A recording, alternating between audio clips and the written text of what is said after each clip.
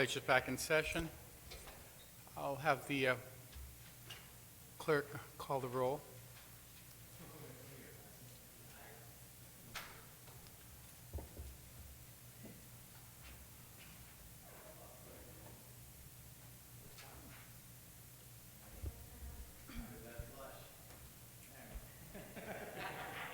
Senator Tom Atta.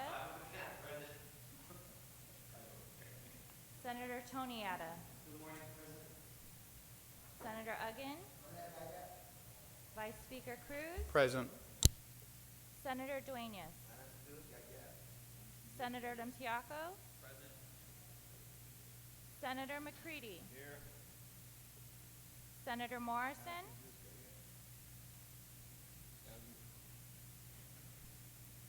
Senator Munya Barnes. Senator Pangilinan. Senator Respicio. Senator Rodriguez.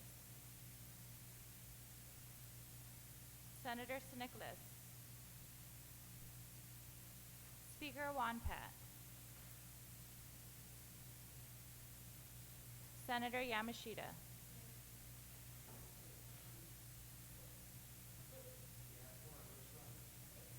Mr. Speaker, there is a quorum. We'll note to the record the presence of Senator Tina Rose Munya Barnes. We have a quorum. When we left off last evening, we were on Bill 74. I don't have the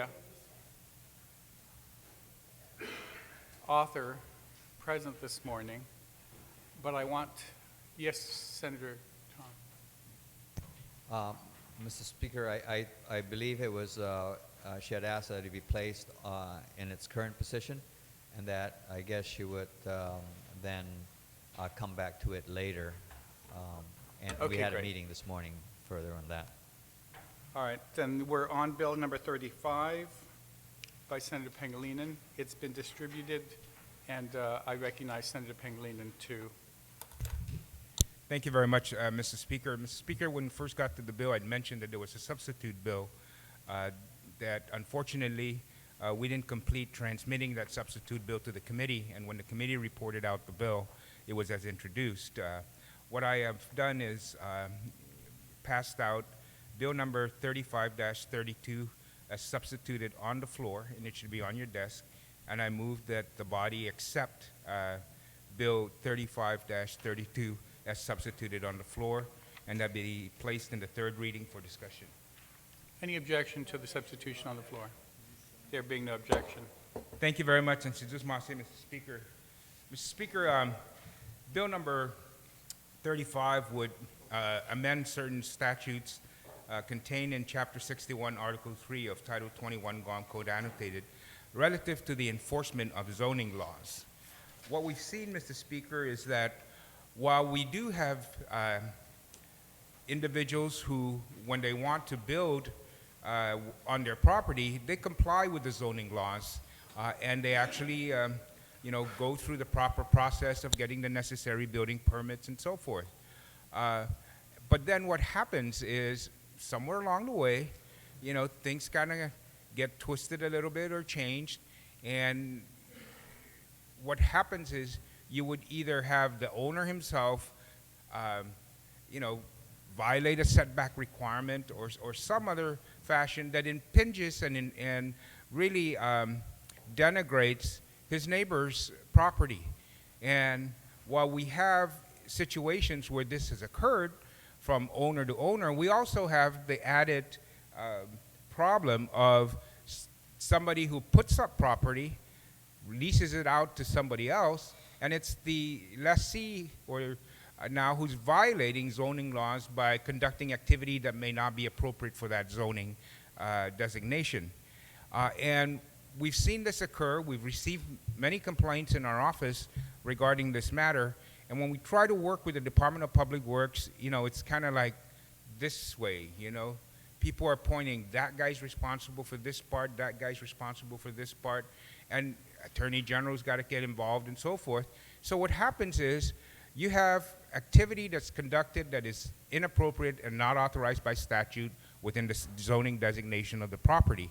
And it takes a long time to get compliance of these violators into conformance with the zoning statutes. And so that gave genesis to the development of Bill 35. And Bill 35 then sets up a process in which the Department of Public Works is now tasked with the agency that will enforce the zoning laws. They're the ones that go out, inspect the properties during construction, inspect the setbacks, grant a portion of the building permit that's necessary for clearance to begin building, and so forth. So in discussing the most appropriate agency for the enforcement then of these violations, we had determined through the discussion and the public hearing process that DPW would be the appropriate agency. So then this sets up the process in which that occurs and sets up where members of the public as well as public officials can file complaints and how they do so. The written complaint, that it has to be in writing. There's a standard of review for the public works.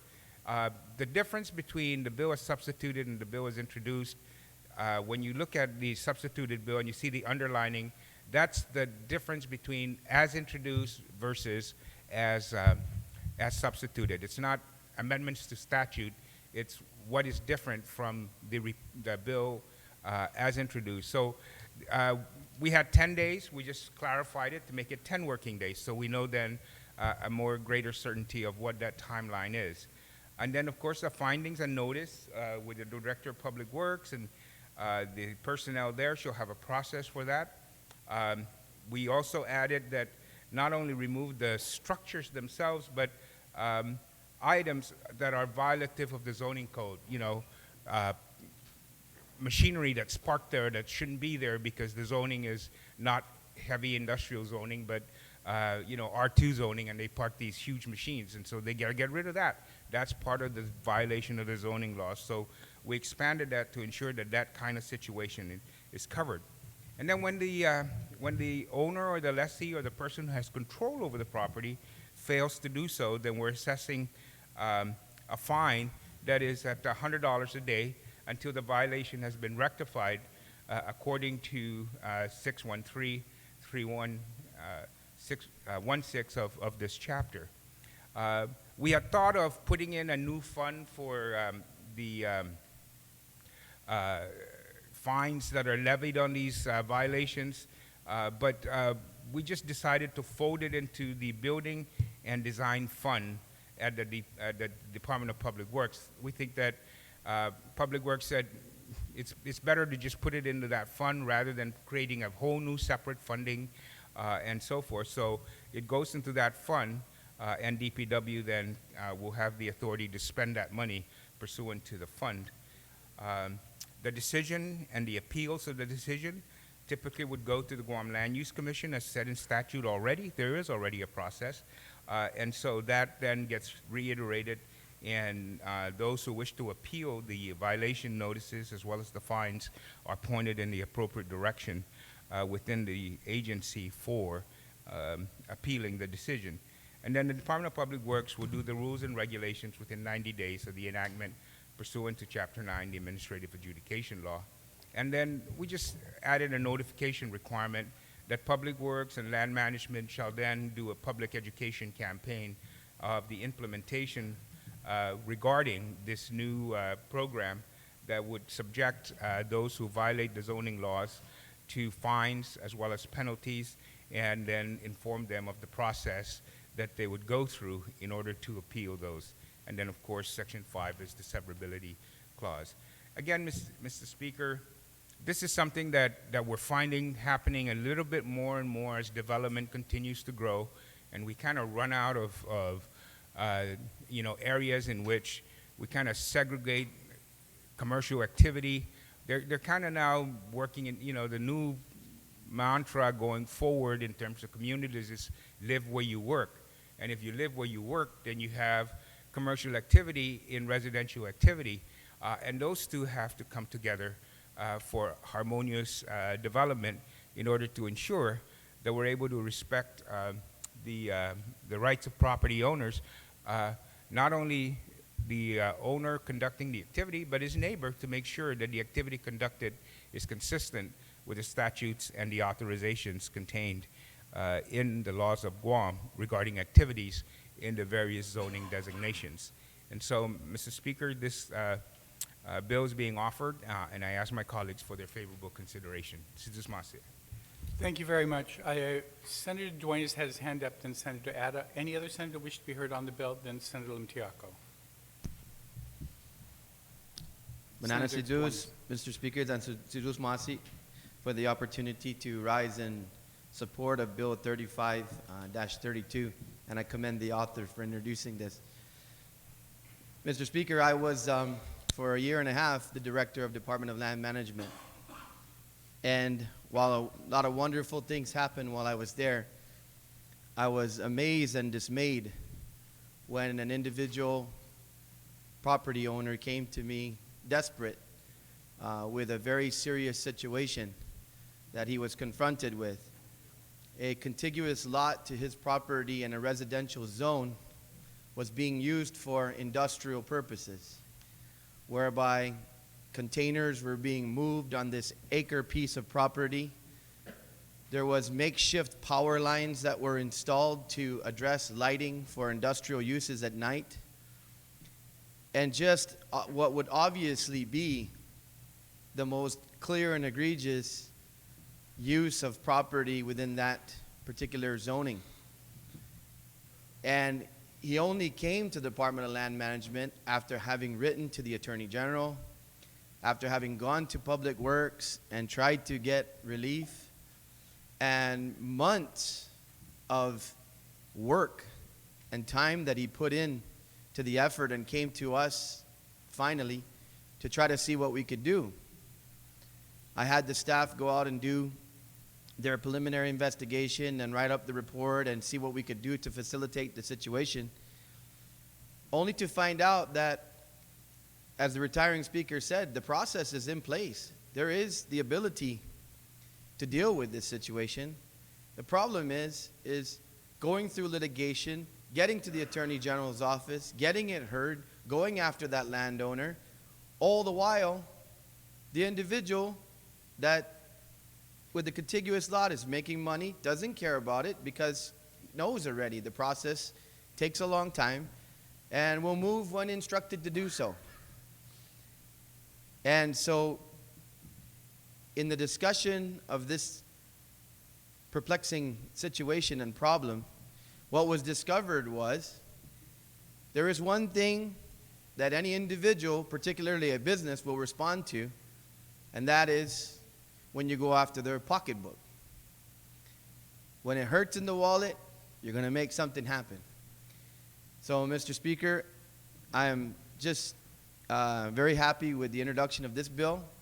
I know that during the public hearing, Public Works was present in support of this legislation and saying that they have, the ability to enforce, and were in complete concurrence because actually the current director dealt with this situation as well, and that I had contacted him with regard to this issue, and had the same really comments to make, that we can go out there, we can slap the violations, we can do whatever we got to do, but if it's not going to hurt somebody where it really counts in their pocket, they're going to just drag this thing on and do whatever it is to continue to violate zoning laws until pushed to the edge. So this is a great piece of legislation, and I hope the rest of our colleagues can support it and give relief to our people out there who suffer from this situation from time to time in areas where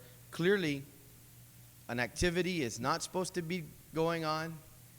The value of their property goes down. The safety of their children in this instance, which is the thing that really worried me and scared me the most, Mr. Speaker. This contiguous lot owner had young children that he barred from playing in the yard because of the fact that the way that power lines were erected to handle this industrial capability was not regular power poles, but 4x4 pieces of treated wood. And it was really just a bad situation. So I think this legislation will go a long way when folks know that you can't just use property and hope for the best and not have to zone it properly and put the proper utilities in place because it will cost them, and it's something that the government will be able to assess a fine to. So once again, Mr. Speaker, Sijus Masi, and like I said, I hope that this bill will receive favorable consideration by the body. Thank you very much, Senator Duenas. Senator Tom Adams, you're recognized. Thank you, Mr. Speaker. I rise in support of the bill 35-32.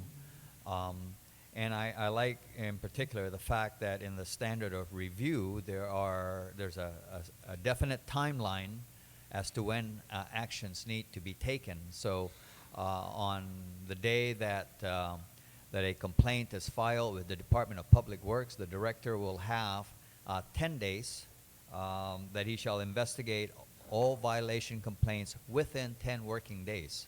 So that means then there's that certain time certainty that when action needs to be initiated.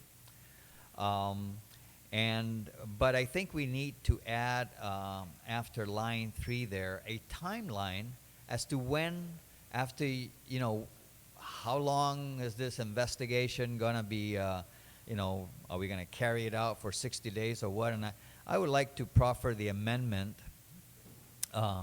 to read as follows, to add a new sentence on line 3 there, that investigative findings shall be completed and issued within, 30 days from receipt of the complaint. So on day 1, a receipt is issued. A complaint is filed with the department.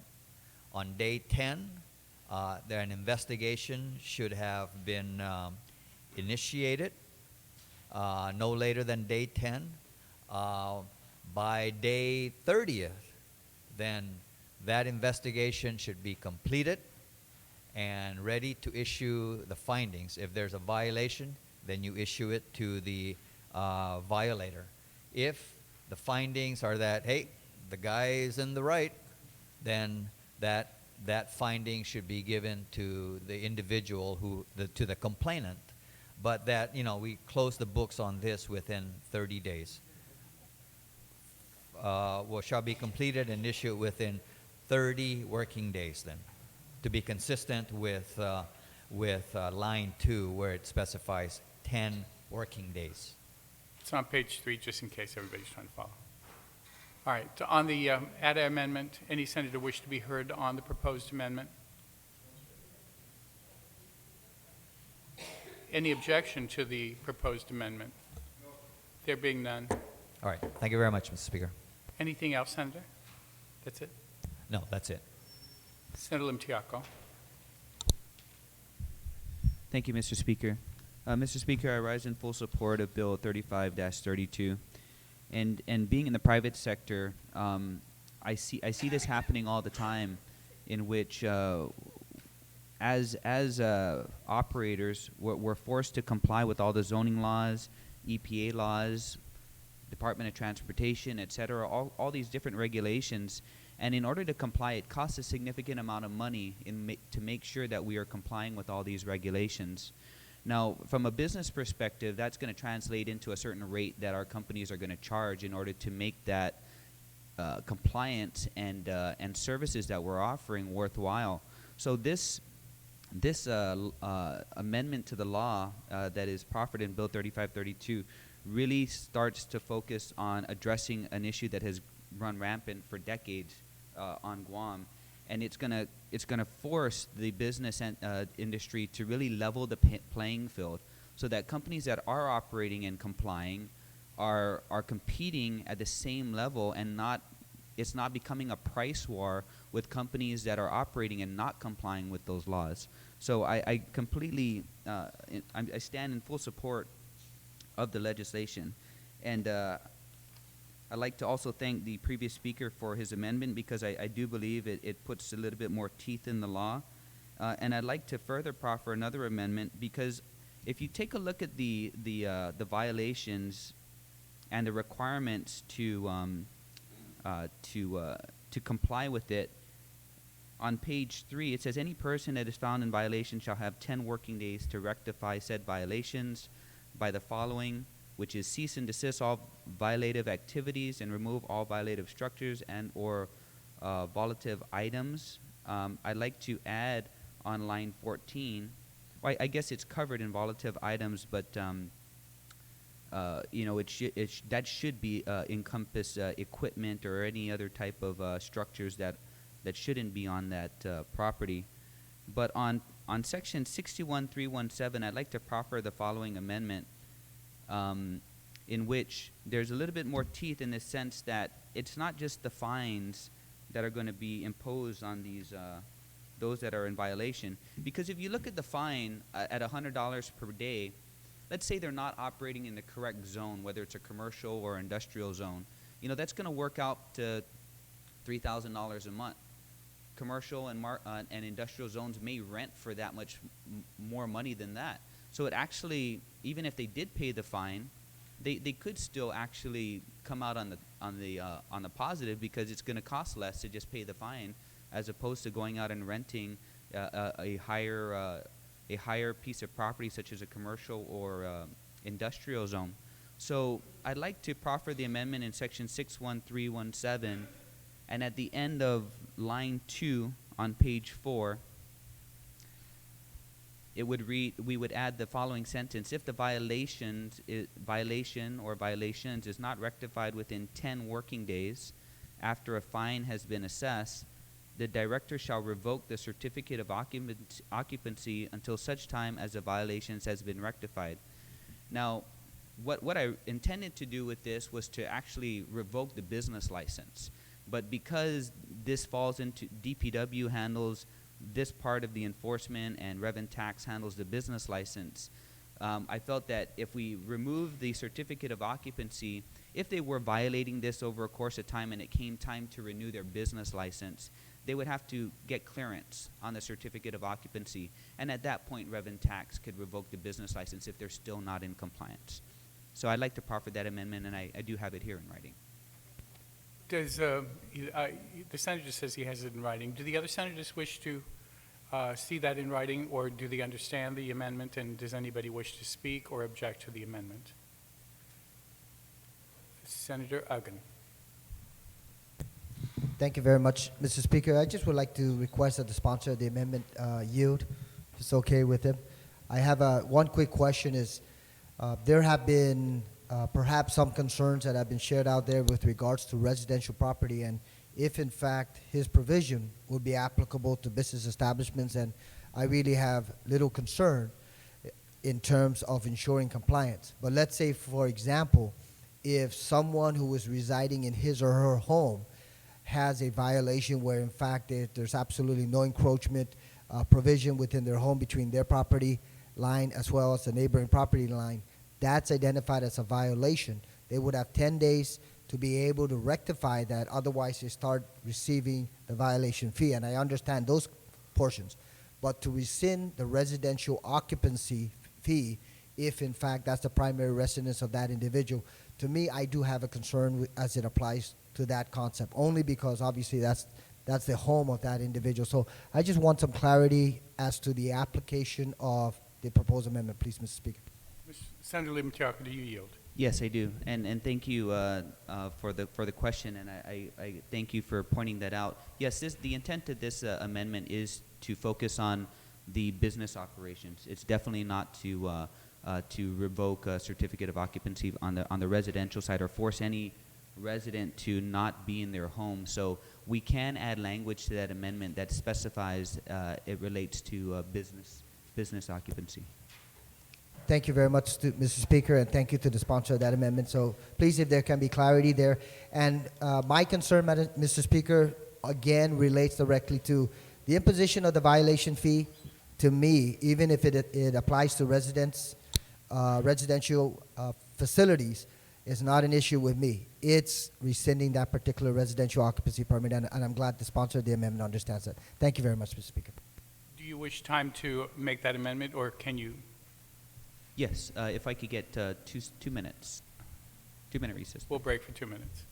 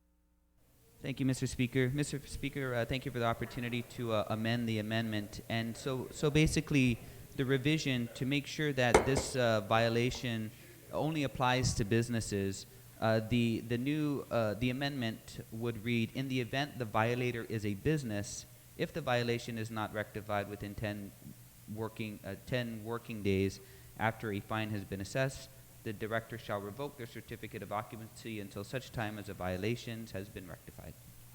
And so that will take into account the prior speaker's concerns regarding how it applies to residences, in the sense that this would only apply to a business. Thank you very much. Is that satisfactory to the senators? Speaker Ben, did you wish to be heard on the amendment? No. All right. Any objection to the amended amendment? Thank you, Senator. Mr. Speaker, for the time. Do you have another one? Senator Uggan and then Senator Nicholas. Thank you very much, Mr. Speaker. I just have a point of clarification. If the sponsor of the legislation, I stand in support of the legislation in regards to ensuring that at least the Department of Public Works is empowered with carrying out some of the provisions of law and citing violations. The only question I have, and if the sponsor of the legislation can yield, Mr. Speaker, is on page 4, line 12, where it says the decision of the director of the Department of Public Works or his designee shall be final, period. And then it moves on to an appeals process. My question is could that be misinterpreted, that despite having an appeals process, that violation, that citation is final, regardless as to what the Guam Land Use Commission's decision is in their consideration of an appeal? That's my only concern, only because that word, finality, can be taken as, well, the director said this, boom, that's it. There's no need to consider any appeal. We may consider your concerns, but that's about it. So please, if I just can get a little bit of clarity with how this would apply, because if the similar language is already encoded, and let's say, for example, under Article 6 of Chapter 66 of 21 Guam Code Annotated, if that reads, any final decision of the Director of Public Works may be considered under appeal by the Guam Land Use Commission, then that would fall directly into allowing the empowerment of the Guam Land Use Commission so that they can consider the decision and the appeals of whoever the alleged violator is. So that's the only concern I have that I want to share. But in light of that, I certainly support the provision in terms of making sure that the Department of Public Works has that opportunity to be able not only go out there and cite any violations that are occurring out there, but that they also can give the opportunity for the alleged violator to be able to rectify that situation. So, Mr. Speaker, if the good sponsor of the legislation can just yield to that inquiry. Sponsor yield. Yes, thank you very much, Mr. Speaker. When we looked at it, that's the existing language on administrative processes in order to then move to an appeal process, that the decision rendered by the enforcement official must be final before you can move to the appeals process. So that language is existing language with regards to the Guam Land Use Commission handling appeals or handling violations and notices and so forth, that you can't go to the Guam Land Use Commission to appeal it if it's pending. That he has to issue a decision on the matter, on the violation, and then you move to the appeals process. But when we looked at that, we had the AG look at this portion as well. We did not receive any comments similar to that. I don't know if they considered it, but again, when we looked at the administrative processes, it's almost always the administrative official must render a final decision before you can move to an appeal. Senator Dragon. Thank you very much, Mr. Speaker, and thank you, Speaker Pangilinan. I understand the response and the presentation, and I'm glad that we have it on the record, that as it applies to the entire process, that the decision has to be final rather than pending, and then it can proceed through the appeals process. So I guess from my perspective, it allows the alleged violator to be able to exercise and to apply the appeals process, and that was really my concern. So thank you very much for the clarification, and at least it's on the record. Thank you very much, Mr. Speaker.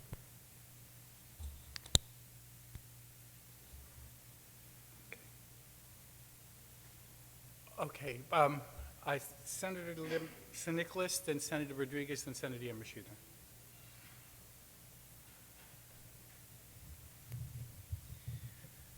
Thank you, Mr. Speaker. Mr. Speaker, I like the direction of the bill, and for me, one of the things I really like also is the idea that when we look at zoning, we don't want people to be doing things that they're not supposed to be doing on the property given its specific zoning.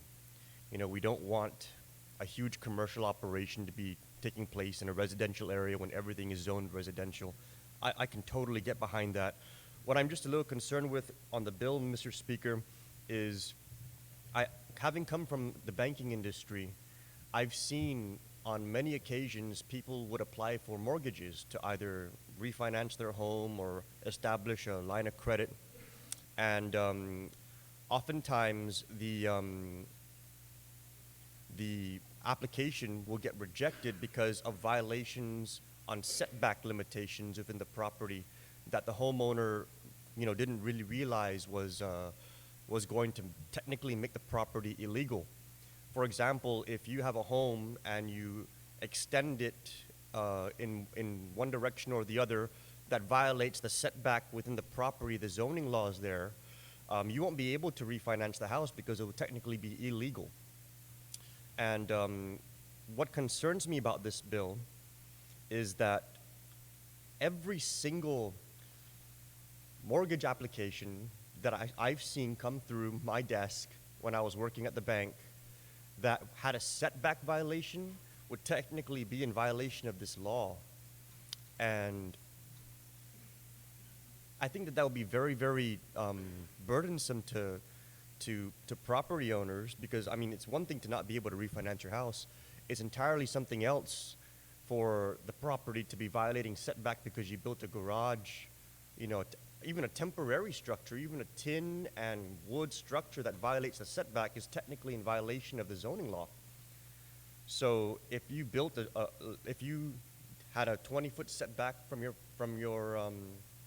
property line to your house, and then within that 20-foot line, you built a 16-foot temporary garage that was a semi-permanent structure, you would be in violation of the zoning law. And then with this bill, you would technically be in violation to a point where if somebody drove by your house and saw that you were violating your own setbacks within your own property, they can write a letter to the director, and all of a sudden these fines will all start kicking in. And it's pretty steep. And then the property owner, by virtue of the law, would be required to remedy that situation on their own property in order to stop the fines. They'd have to tear down their own garage because somebody drove by and saw that it wasn't set back 20 feet and wrote a letter to the director. There are processes in place right now that allow for the those kind of setback violations to be addressed through the agency, but I'm just a little concerned that the way the bill is written, there are a lot of properties out there, Mr. Speaker, that are in violation of setback. I've seen them. I've seen them in the mortgage applications. And, you know, they didn't violate their setback with the intention of causing any harm to anybody. You know, they're just putting something up on their property. But that the reality is that it technically is against the law with respect to what the zoning laws state concerning the setbacks of property. And I'm just concerned about the homeowners. I'm concerned about our individual property owners, and how this can create a situation where, you know, it can create a tremendous burden on families if they're reported. I mean, let's say you extended your house because, you know, your daughter had a baby and you want to give them some privacy, and you extend it into the setback, and it's wood and tin addition to the house. You're gonna, if somebody writes a letter to the director, you're gonna get fined, and you're gonna have to tear down the baby's room. So that's what I have an issue with, Mr. Speaker. And on top of that, even if we wanted to go that far, 10 working days to rectify the situation in and of itself could be overly burdensome. If we did pass this bill as it is and somebody got reported that their house is violating setback, they're going to have to come in and tear it down within 10 days, otherwise the fines are going to start ticking. And tearing down even a wood and tin structure is not easy, and it's not cheap, and it could take longer than 10 days, and you might not have the money to be able to do it right away. And so those are just some of the concerns I have with respect to how the bill will actually, as written, impact individuals and families. I can totally get on board with the idea that we don't want certain activities to be taking place in certain zones, that we want to keep those activities out of. That I can totally get behind. But because we're kind of doing a blanket approach, and because I've seen firsthand how many residential units out there are actually in violation of the setback zoning laws, I'm afraid that the way the bill is structured with that blanket approach is going to be creating a scary burden that could be very problematic. So I would just like to kind of put that out there, and I know Speaker Ben is very, very good at tackling issues, and I'm sure that he can address this much better than I can in any kind of an amendment. But that is my concern with the bill, Mr. Speaker, and I just would like to state that for the record. Thank you. Thank you very much, Senator. Senator Rodriguez, you're recognized. Thank you, Mr. Speaker. Mr. Speaker, I rise in support of the legislation. I think I've seen as well some incidents where there's violations of our zoning laws, but really the enforcement is not there. You know, and so this one really gives teeth to the existing law. However, I have some questions. I have two questions.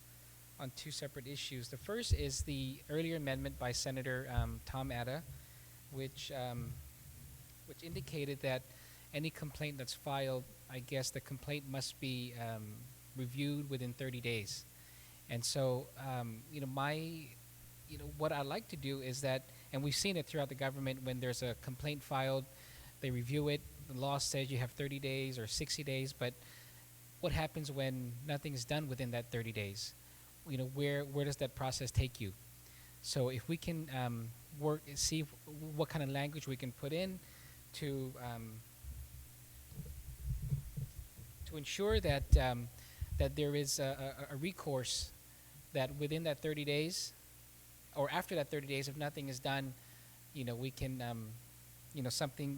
there's a recourse to that. And the other issue, Mr. Speaker, is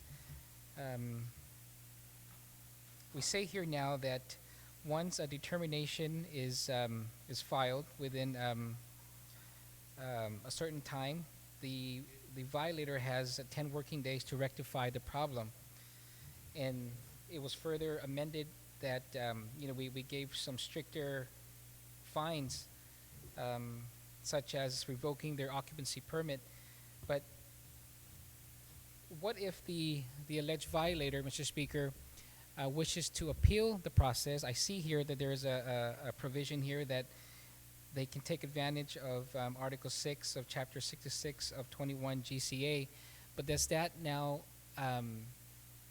put an automatic stay to any fines that this alleged violator would have to comply with? And so if I can, if the author would yield, if the main author of the legislature would yield and just answer the question of, is there an automatic stay, or does the Land Commission have to make that determination to have a stay on all the fines that are being imposed on that violator? Do you yield? The intention, and I think the operation of the bill as written, and others may read it differently, is that yes, once you make a move to cure the violation, then of course in the way we structured the bill, it would stay the fines. And two ways of curing the violation is, one, of course, you just stop what you're doing, remove all the stuff that are violating the zoning of your occupancy and use of that property, and be in compliance with the zoning law. The other is, if you want to continue that activity, then you file a zoning application to change that zoning to conform to the activity you're conducting. But you can't continue the activity, but you apply for the zoning law, and until such time then that your application is approved, then I think that's part of the curative process. So therefore, in the way we looked at it, is you're now acting in good faith, you're now trying to follow the law and filing the necessary documents and applications, and therefore in our discussions on the bill, you would stay the fine until the decision is made whether to grant you or not. And if they say you're not going to get a zoning law, then if you start activity back up, then your fines kick back in. But until you get that final decision, then you would be prohibited from continuing that activity that is not authorized in that zoning designation.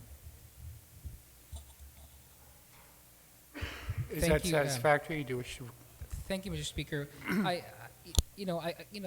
There may be different types of violations, right, that are cited, and so what if still the violator, the alleged violator, still doesn't believe what he's being cited for are in violation, and so the fines kick in. If the alleged violator says, I don't, these things are not, I'm not violating, whatever it is that is being cited, then he's going to be assessed $100 per day. And then the other issue is that he's going to be his occupancy permit would be revoked, and so my the concern there is that until such time a final determination in the appeals process is completed, I believe that there should be a stay. And I know that I was just trying to find on Article 6 of Title 21, there is the provision there where the commission may issue a stay of proceedings. But so my my question was whether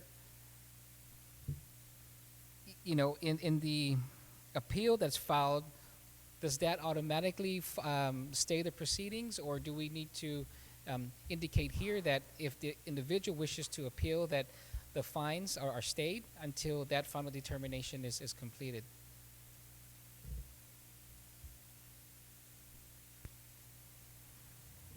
Is that question, do you wish to yield to that question?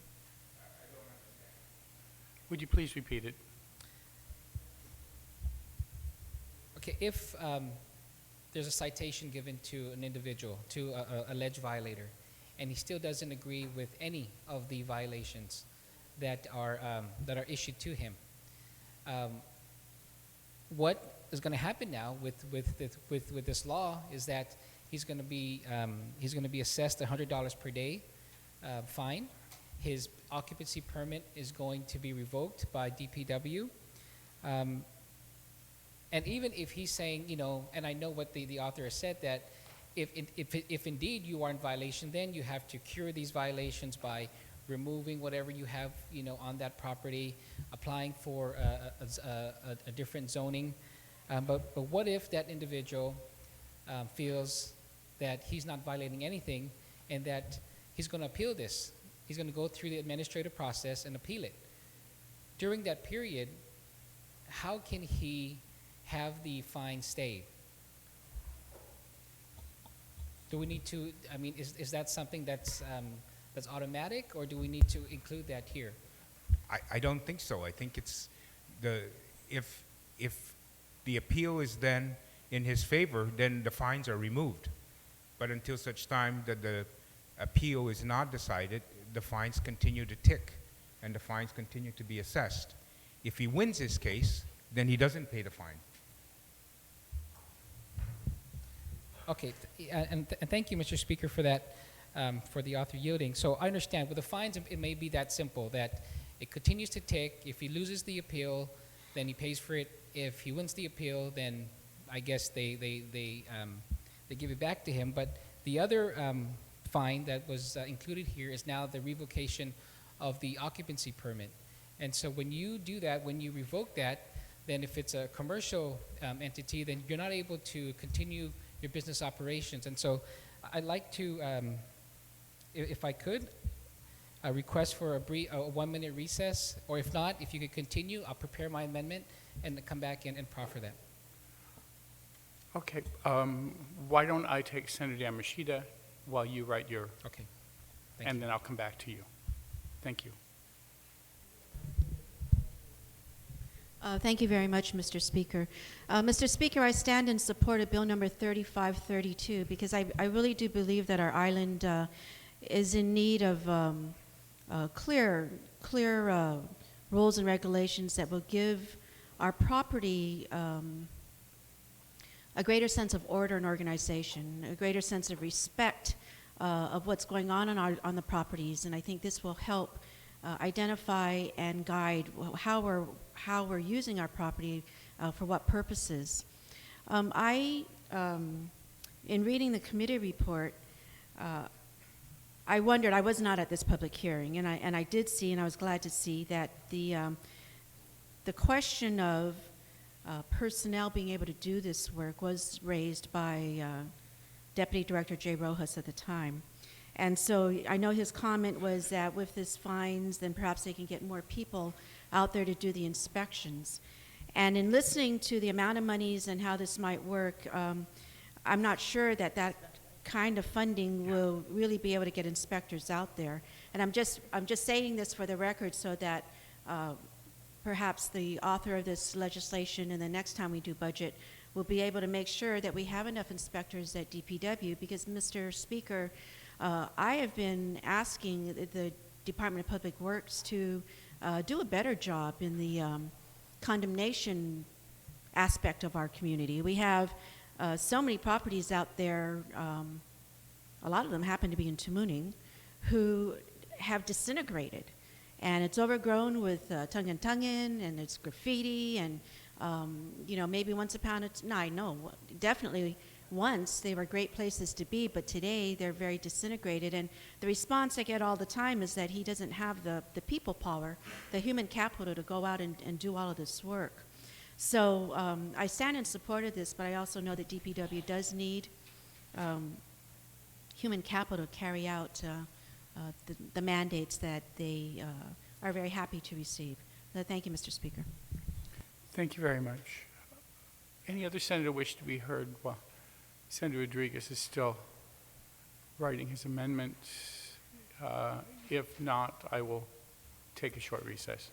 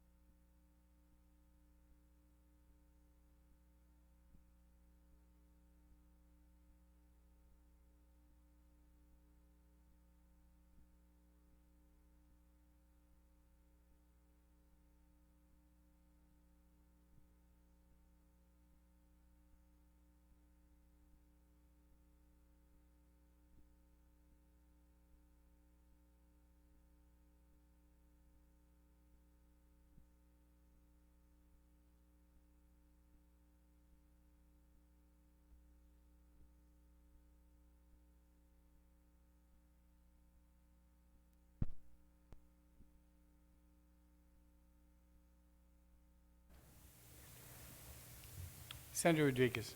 Thank you, Mr. Speaker, and thank you for the opportunity to work on the amendment. So I'd like to now proffer the amendment on page 3. This would be an amendment to Senator Tom Atta's amendment. The amendment that was added by Senator Atta is that on line 3, investigative findings shall be completed and issued within 30 working days from receipt of complaint. And so I'd like to add after that, to add the following. On failure of the director to issue findings within 30 working days, the complaint shall be immediately reviewable by the Guam Land Use Commission pursuant to Article 6, Chapter 66 of 21 GCA. And so what this does, Mr. Speaker, is that, for whatever reason, within 30 days, nothing happens there, that it's not just dead, it doesn't just sit there, it's automatically be reviewable by the Land Use Commission. Any senator wish to be heard on the Rodriguez amendment? Senator Atta. I agree with the amendment that's being made. I'm just not sure though when we say that if the investigative findings is not completed and issued within 30 days, then it becomes immediately reviewable.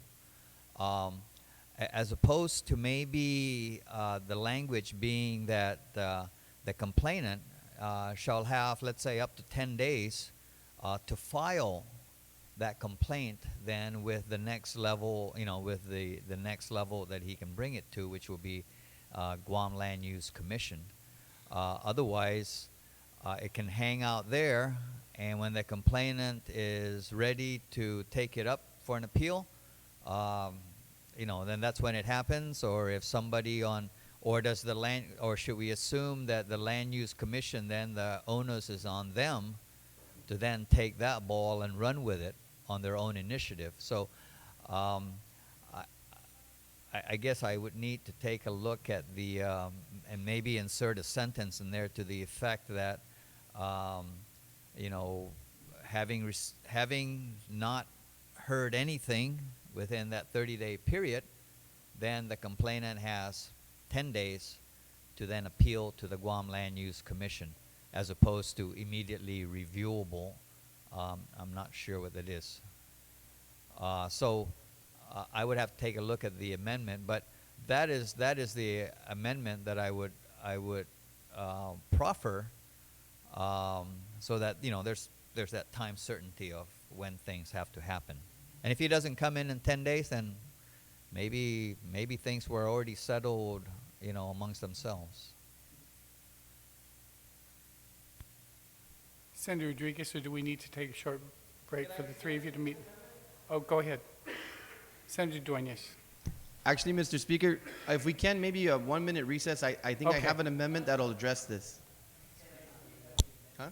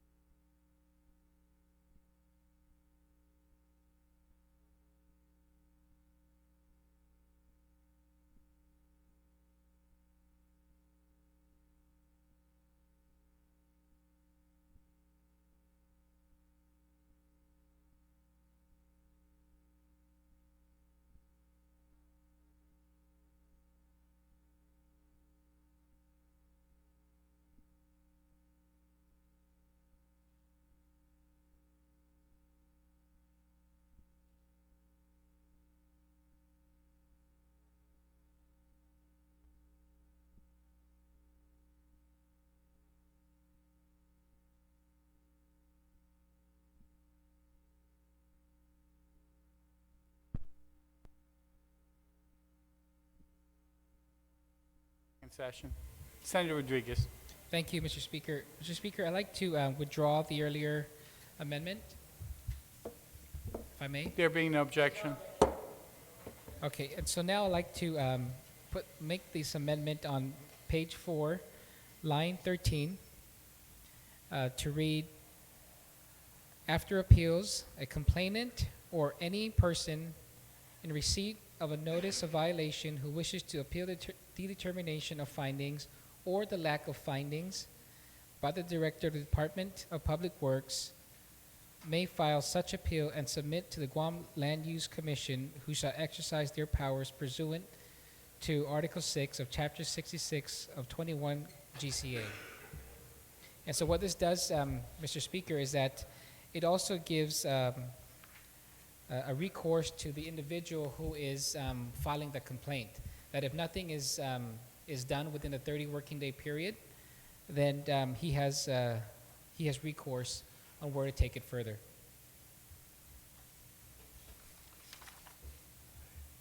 Senator Eda. Thank you, Mr. Speaker. Certainly, I am in agreement with the proposed amendment, with the exception that I still think that we should put some time certainty in there, so that then it should read that may file an appeal within 10 working days, so that he doesn't just kind of waits and then comes back 90 days later. And but this, I mean, we're pushing everything. You got Director, you got 10 days to investigate it. Director, you have 30 days to finish your investigations. Mr.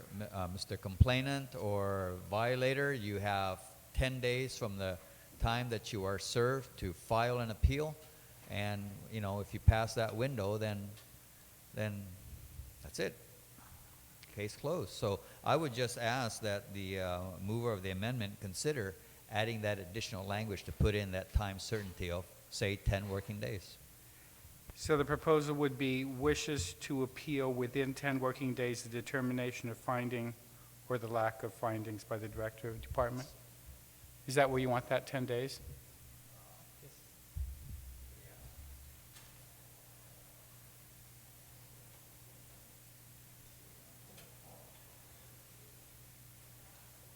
So it would be appeal, comma, within, shall file within 10 working days.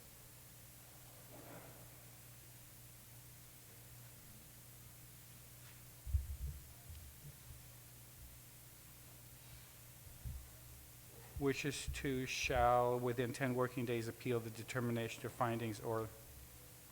Yes, that's fine. All right? Does everybody get that? Then on line 13, be a complainant or any such any person who in receipt of a notice of violation who wishes to, shall within 10 working days appeal the determination of findings or the lack of findings by the Director of the Department, and then we'll go back to 14 of Public Works. Is that satisfactory? I don't think we want to say shall appeal. I think may appeal. Me, all right.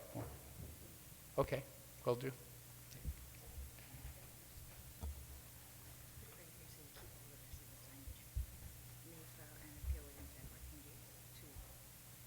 Okay. Oh, wait, no, that's a completely different section. I think. Are we working on the same bill?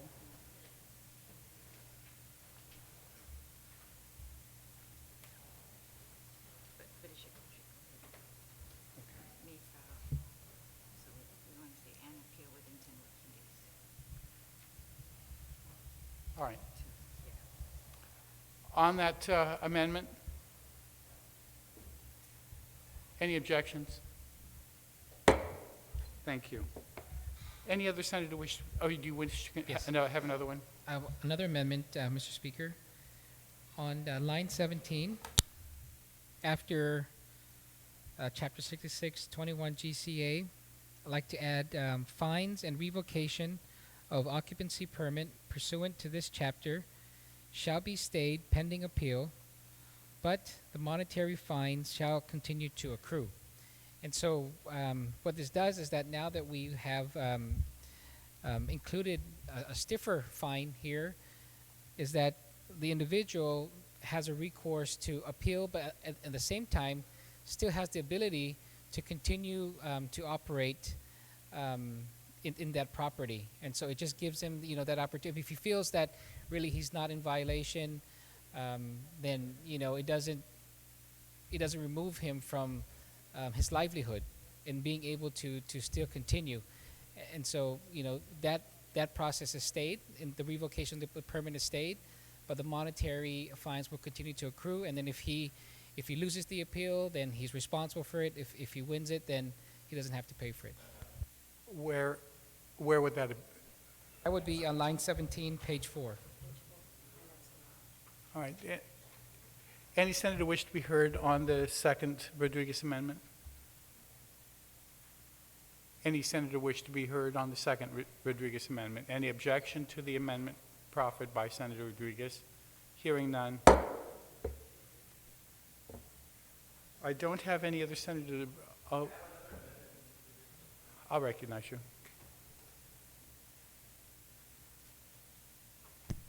Thank you, Mr. Speaker. In the discussion on the floor, a very good point was brought up by Senator Nicholas on the unintended consequence of those properties with setback violations that are not automatically grandfathered, unless they're refinancing or otherwise it wouldn't be discovered.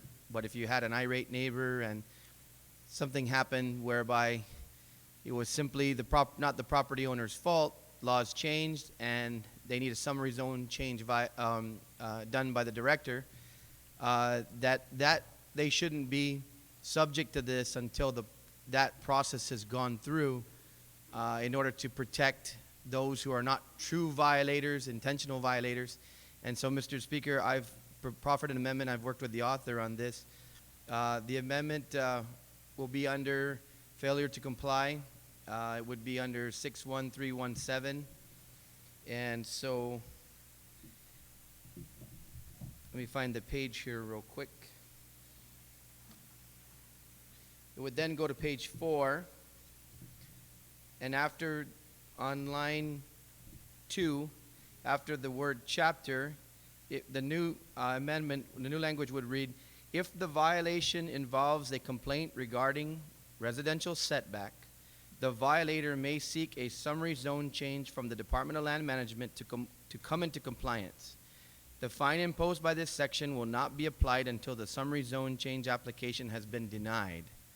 So basically what this does, Mr. Speaker, is allows for those property owners who unintentionally are part now of the current setback law and they're not causing any violation, that if it's brought to the attention of Land Management or Department of Public Works, they can go in, apply for that summary zone change, and more than likely, most of the time, it's going to be granted. Only those in clear violation would not be granted, and then that's when the fines would kick in.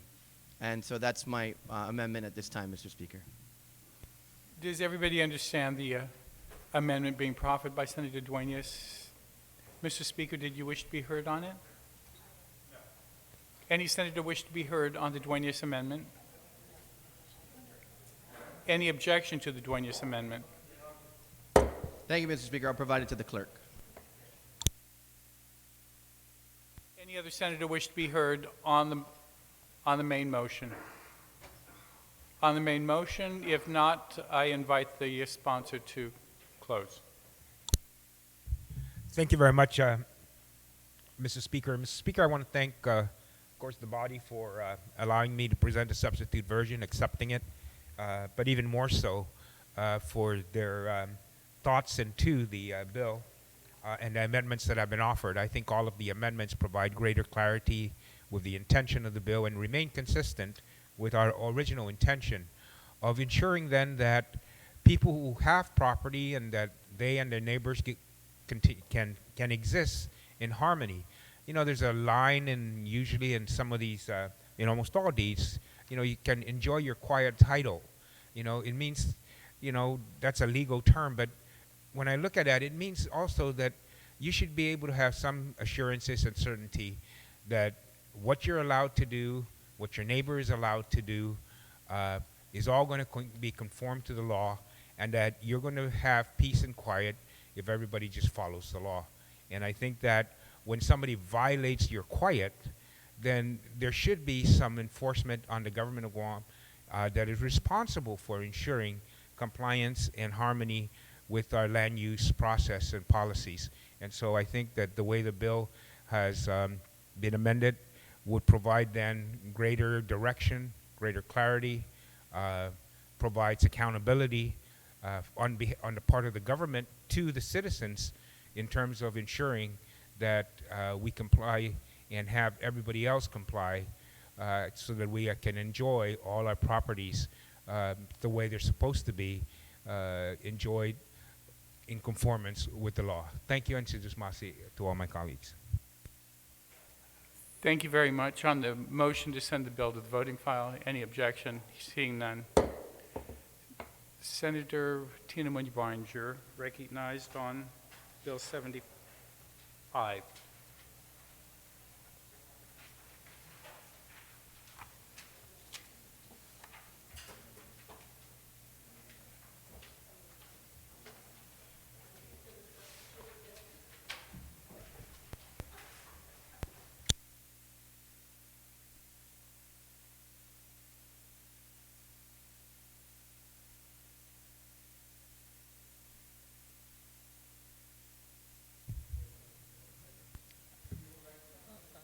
I was?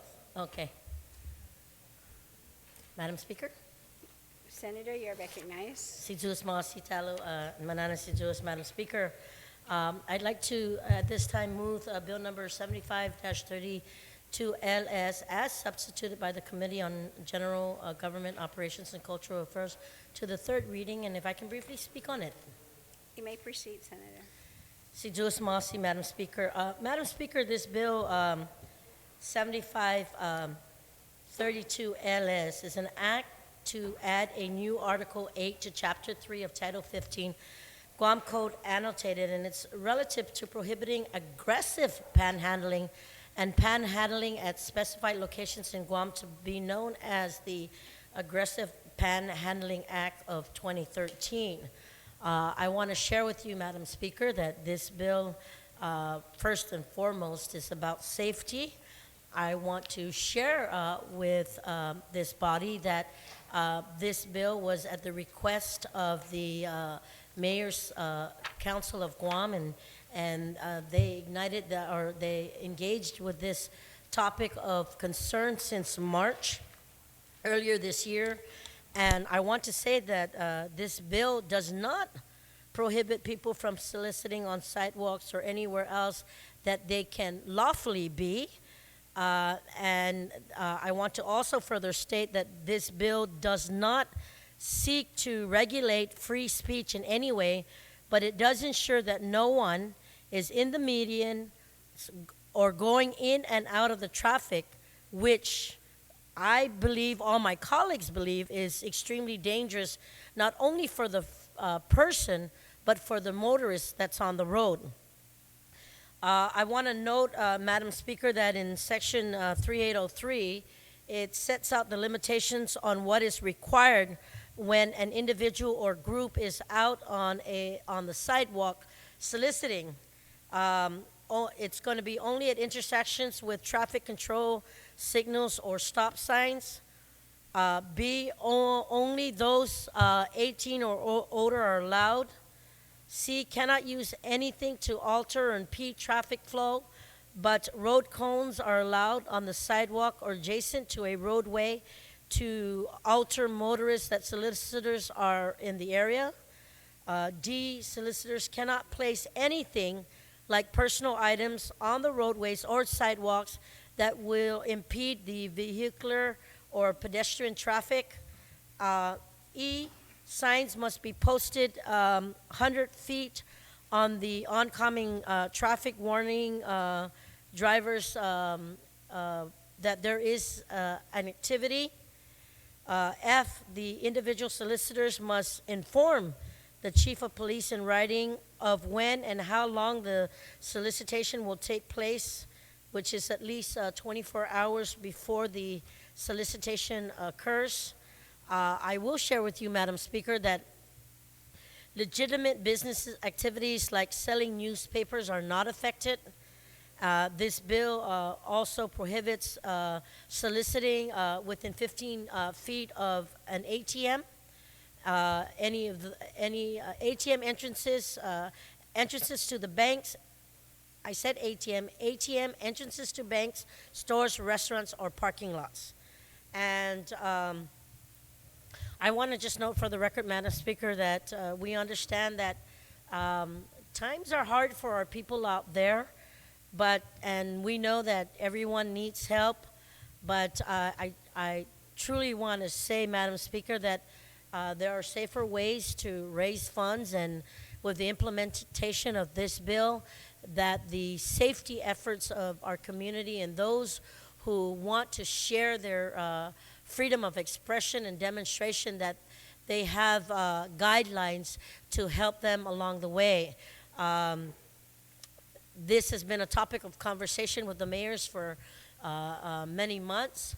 There are a lot of folks in the community that have called me regarding the aggressive panhandlers within the different intersections, demanding for monies, and almost literally want to knock out windows of motorists driving by saying, give me or else. And for us to be on the roadways, it's not a right, it's a benefit. It's up to the government to make sure that the safety of all those that traverse our highways and our roads, that the safety precautions and protocols are in place.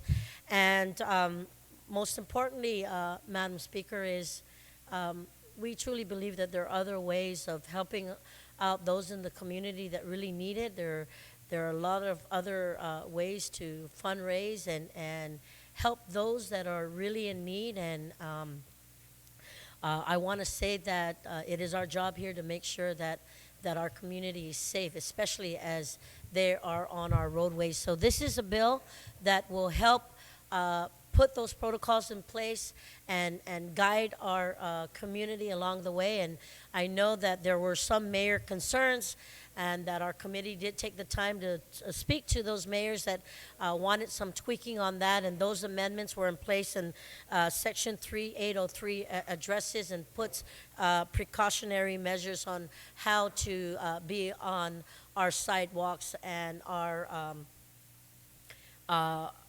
in the intersections where stoplights and traffic lights are at. So I hope that my colleagues will give this bill favorable consideration, and I invite any comments or amendments if necessary. Sinamasi. Senator, before you sit, I know you said as introduced and As substituted. as substituted rather, with an asterisk.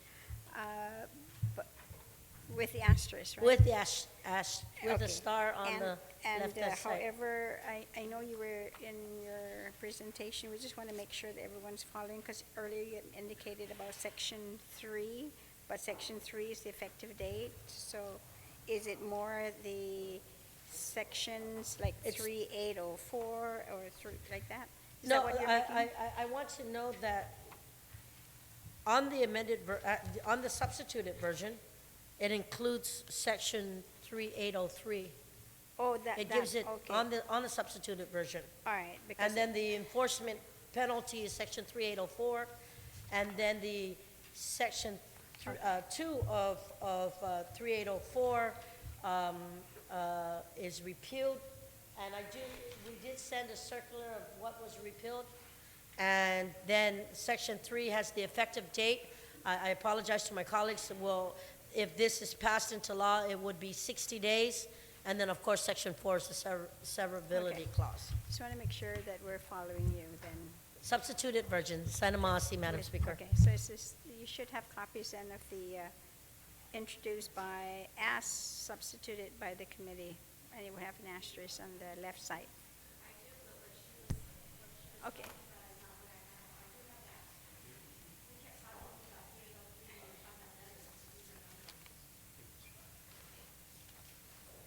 So, just for clarification, Senator Yamashita, why don't we'll just hear that clarification first in terms of what, in following the bill?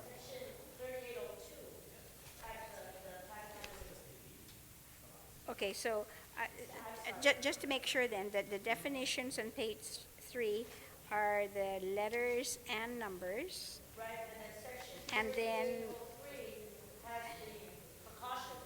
I know, and then, no, I think what it is the breakdown. That wasn't in the original bill. So 3802 has A, B. I'm sorry, yes. 3802 has the A, B, and the numbers. right, and then the Okay. section 3803 has the precautions.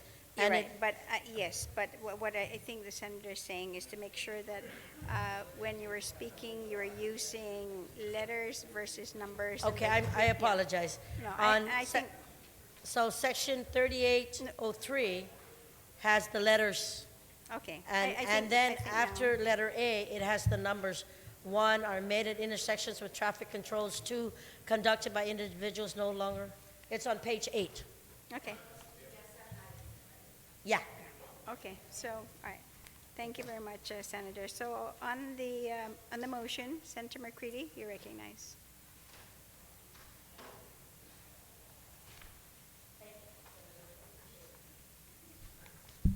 Thank you, Madam Speaker, and thank you to the speaker before me. I thank her for the introduction of the bill and allowing me to be a part of it and the forward thinking on this, because being proactive in this respect is a lot better than being reactive. And when I say that, I mean at least we're not waiting for somebody to get hit by a car or something catastrophic happening to one of these panhandlers and basically ruining 2 lives: the person who hits them and the person who is at the end of that car accident. So I thank her for that. I do want to proffer one amendment, and that would be on page 3. And in definition, section A, after dark means any time from 1/2 hour after sunset to 1/2 hour before sunrise. I would just like to strike 1/2 hour after sunset to 1/2 hour before sunrise, and I'd just like to put from 6:30 p.m. to 6:30 a.m. So that would be section A, after dark means anytime from 6:30 p.m. to 6:30 a.m.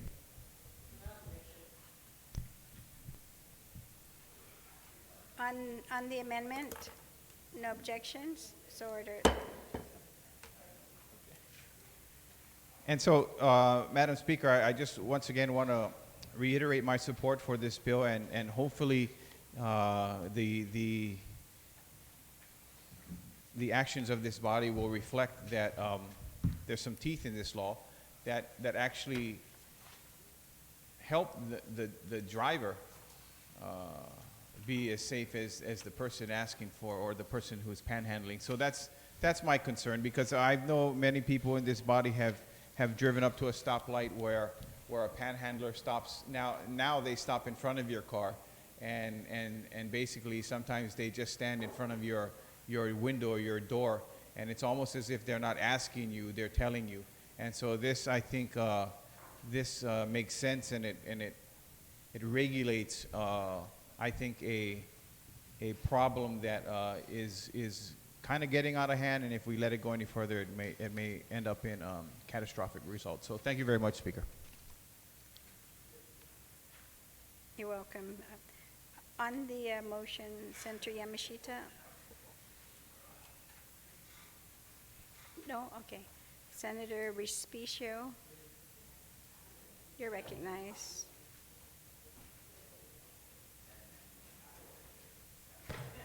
Thank you very much, Madam Speaker. Madam Speaker, I'm trying to understand the intent of the bill. I certainly appreciate the sponsor's presentation of the bill, which was excellent, no doubt. But the intent I'm questioning is whether or not this bill mirrors what the Mayor's Council wanted, because my understanding early on was that they made a request of their oversight chair to eliminate the activity of soliciting on the roads, to prohibit it completely.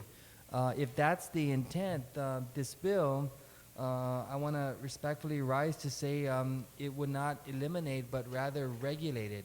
And I don't know if that's if in the course of trying to correct something, we're creating more unintended consequences. And I want to begin by saying on page 4, the definition of panhandling, where it's not limited to obtaining an immediate donation of money, it also adds or other thing of value. And further in this bill, it says you have to be 18 years of age or older in order to be on the side of the road. It says that you have to wear orange safety vests in order to do that.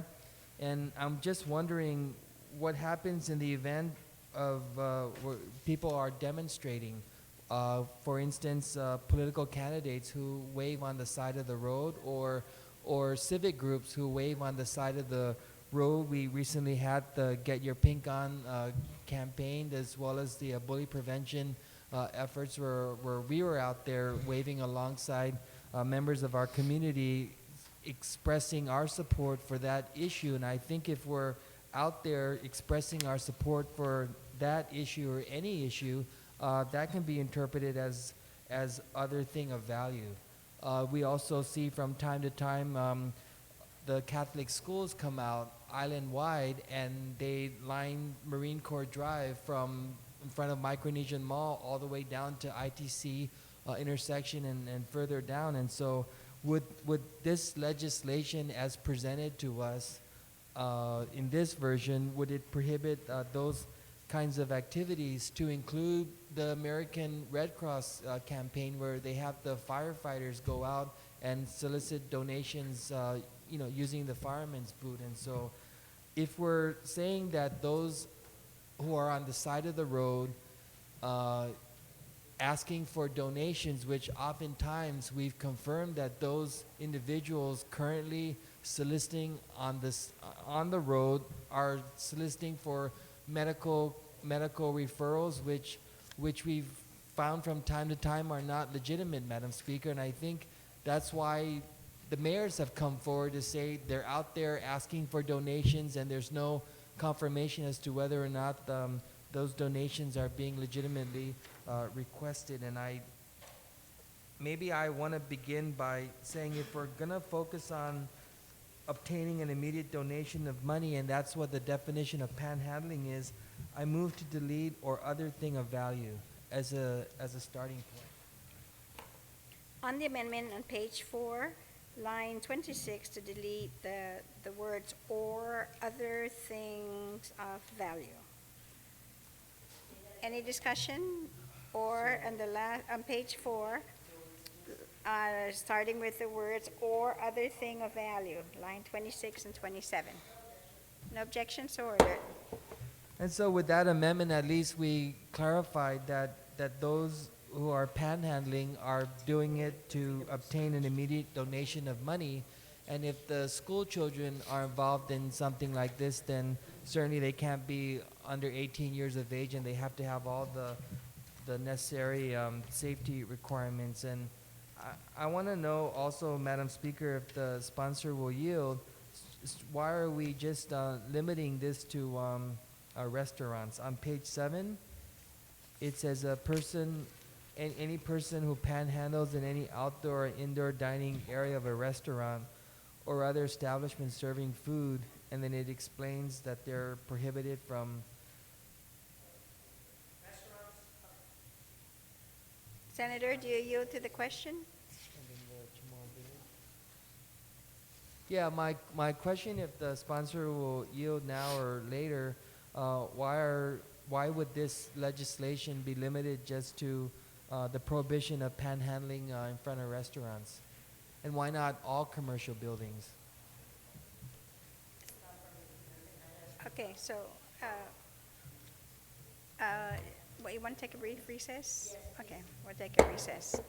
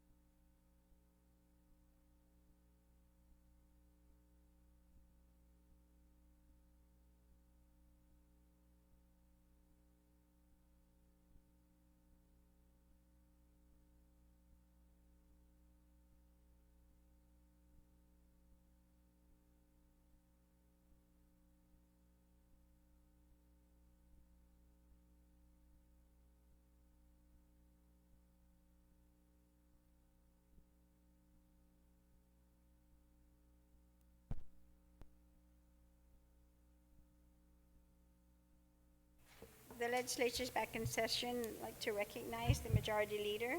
Thank you very much, Madam Speaker. Madam Speaker, notwithstanding the House rules, I move that we suspend discussion in the second reading file and proceed to the voting file to dispose of all the confirmations in the voting file.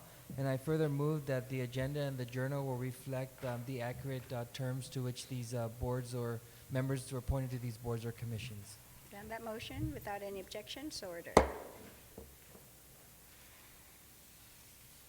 So, on the nomination of Krishnan Sharingan to serve as a member of the Guam Public Library Board, all in favor, please raise your hand. Okay. Krishnan Sharingan, yes, has been duly confirmed by this body to serve as a member of the Guam Public Library Board. On the nomination of Deborah Ballinger to serve as a member of the Guam Community College Board of Trustees, all in favor, please raise your hand. Okay. Ms. Deborah Ballinger received unanimous support, and she's confirmed by this body to serve as a member of the Guam Community College Board of Trustees. On the nomination of Andrew Nevin to serve as a commissioner of the Public Utilities Commission, all in favor, please raise your hand. Mr. Andrew Nevin received unanimous support to serve as a commissioner of the Public Utilities Commission. On the nomination of Philomena Cantoria to serve as commissioner of the Public Utilities Commission, all in favor, please raise your hand.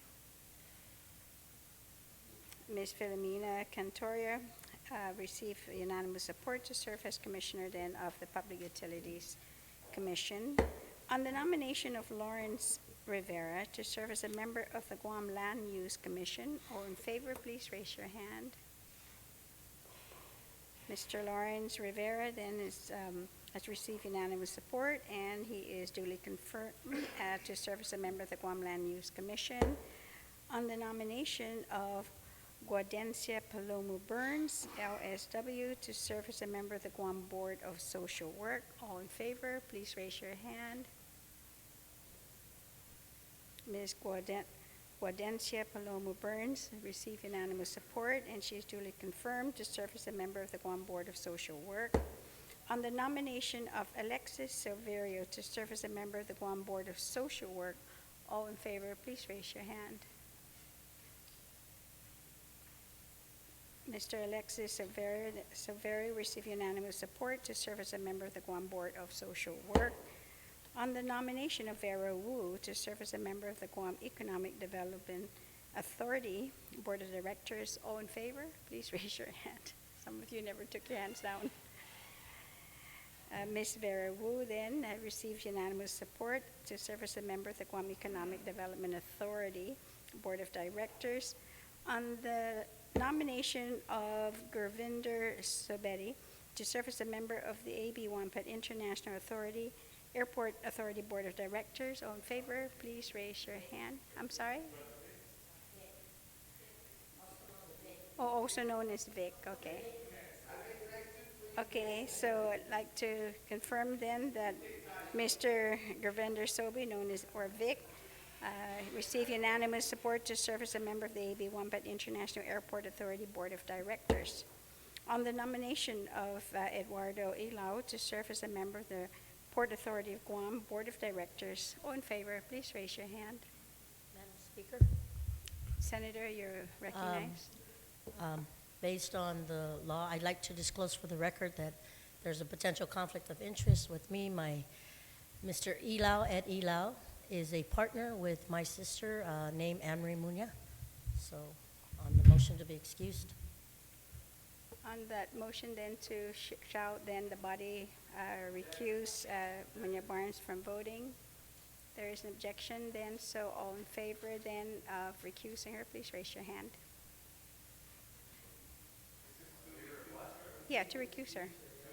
Yes, to excuse her, So 1, 2, 3, 4, 5, 6, 7, 8. So she is. Then, so all in favor then of for the nomination of Mr. Ilao, please raise your hand. In favor of. I was going to say, girl, you were recused. 1, 2, 3, 4, 5. Mr. Eduardo Ilao failed to get the required number of votes to serve then to be confirmed as a member of the Port Authority of Guam Board of Directors. So, thank you, members. We are going to then, Senator. Thank you're you, recognized. Madam Speaker. Notwithstanding the House rules, I move that we revert back to the second reading file On that motion then, without any objections. and that we recess till 2 p.m. today. Okay, thank you very much, Senator. So we will recess then until 2 this afternoon.